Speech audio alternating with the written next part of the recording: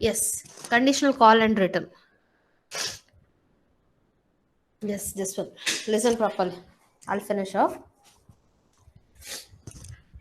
What we are learning is how call and return function works here. That's all we are learning here. What is that? This program is initially we are making port 0 and port 1 all high. When I make all port high, it means that I am making input port. Fine.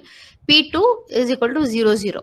Now next, when I make P2 is equal to 0, it is now output port. So port 0 and port 1 are my input port and port 2 is my output port. And R0 I am just using in my program.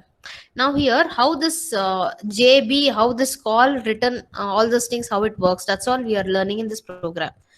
Jump bit P1.0, jump bit P1.0, P1.0 already have made high, okay, which is input port. Now this will be waiting, conditional, this will be waiting for one low signal in this, and it will be in this particular line only until unless P1.0 it gets a low signal here input. When it gets a low signal input, immediately it jumps to the next line. What is that? Verify data. Now move a comma hash. See what you're, there is no logic here, you're just learning how this a call instruction, return instruction, which you are already aware, okay, how this instructions and all works, that's all you're learning here. Now next, once you get a low signal in P1.0, fine, you will be continuing in this particular line only. P1.0 you'll be waiting in this particular line only until unless you get a low signal here. Once you get a low signal, you will jump to this verify data. What is this? In this verify data, you will be in this particular program only, in this particular loop only, you will be stuck in this particular loop until unless you get a data AA in port 0. Once you get the data A is in port 0, you will come out of the loop and you will increment R0. This program will be, you will understand better when I explain it with the Keel Microsoft. You just I'll explain with that. 0 error, 0 warning. Fine.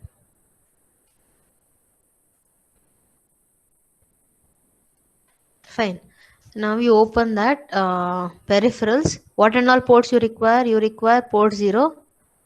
You require port 1. You require port 2. Your port 2 is output port. Don't touch anything. Port 0 and port 1.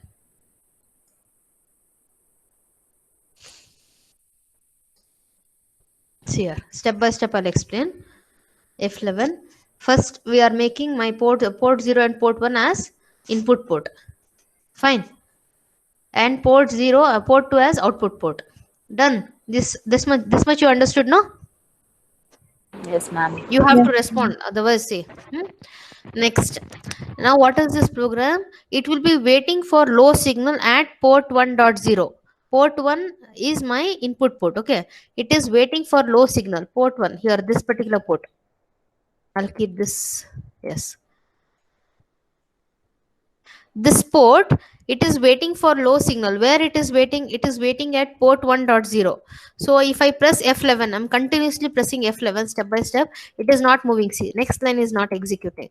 It is stuck in this line. It is waiting for low signal in port 1.0. As soon as I give port 1.0 low signal, I press F11.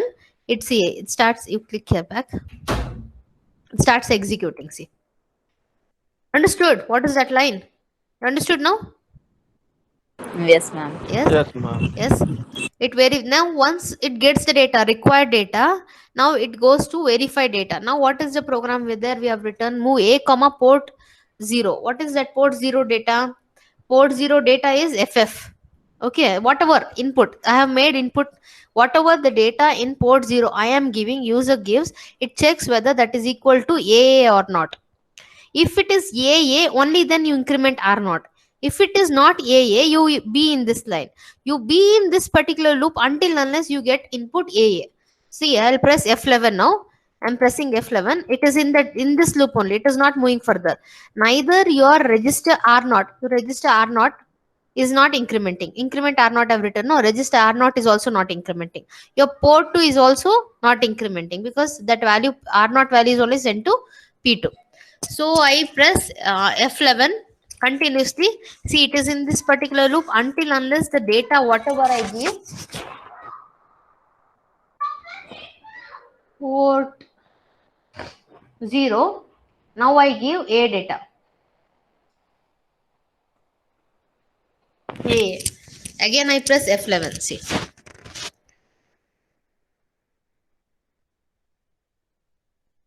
Once I press F11, you see R0 will, now it will come out of the loop and R0 will increment.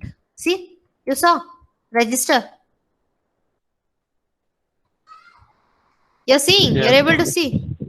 Yes, ma'am. Yes, ma'am. That value is sent to Yes. P2.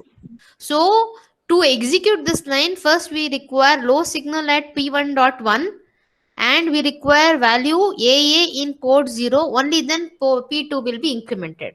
So now if you give continuously, you see, press F11 continuous, P or P2 will start incrementing.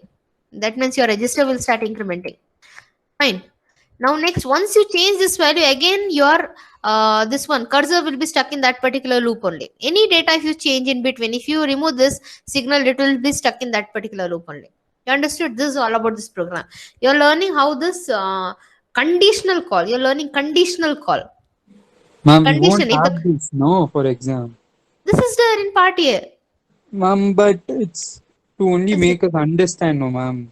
No, this is there in part A. This is your fifth experiment, which I had already explained in the lab. But still, you people asked, that's why I explained again.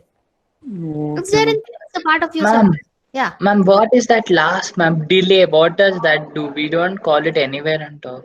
Why we are calling, no? As soon as I, Oh, okay. yeah, I am Got it. calling delay. This delay I did not explain because we are just wasting time. Yeah. Only there, yeah. This is understood, no?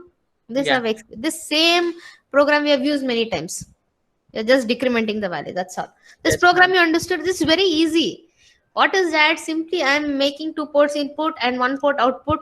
I am waiting for low signal. Then I wait for AA value. If both the condition is true, only then I increment port 2. That's all is the conditional call, how it works. So by this you're learning how the conditional call works. It's clear for you?